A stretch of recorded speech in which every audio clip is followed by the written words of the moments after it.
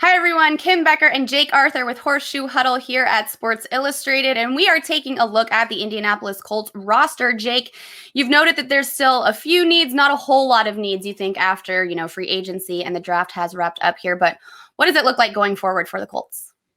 Yep, they've answered all the big question marks entering the offseason. Of course, they're starting quarterback and left tackle retired. They've now replaced both of them and getting Carson Wentz on board at quarterback and then Eric Fisher at left tackle. They desperately needed help at defensive end, and they spent their first 2 picks in the draft on it. So that's another one done. Luckily, now it kind of looks like a normal offseason for them where they don't have any huge glaring holes anymore.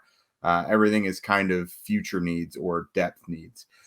They did a bunch of one-year deals during free agency, so you kind of have to look ahead a little bit because, of course, not everybody is going to be back next spring. I was looking at wide receiver. T.Y. Hilton was only 1 year. After that, you got Michael Pittman Jr. You don't really know about the health of Paris Campbell and if he's going to be able to hold up. Mike Strawn, the rookie, who knows how quickly he'll develop. Same with Desmond Patman. So this time next year, we could be talking about, did they address wide receiver? You're also looking at cornerback. Xavier Rhodes and TJ Carey are both on 1-year deals. It's also a very pivotal season coming up for Rock Ya-Sin.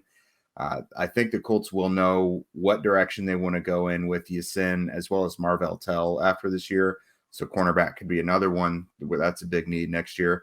And then left tackle. They did get Eric Fisher, but again, it's a 1-year deal, and he's coming off of the Achilles injury.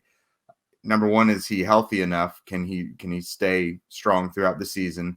And then if they choose not to re-sign him after next season, they still need a left tackle long-term. So they elected not to get their long-term guy in the draft, but they did buy themselves at least a year. So those are a few needs that they'll have down the road, but luckily they're not having to worry about it right now.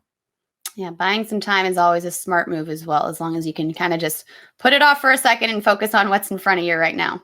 Yeah, exactly. Chris Ballard and his binder. Got to trust the binder. Yeah, I gotta trust the binder. I love it. All right, Jake. Well, thank you so much for your insight.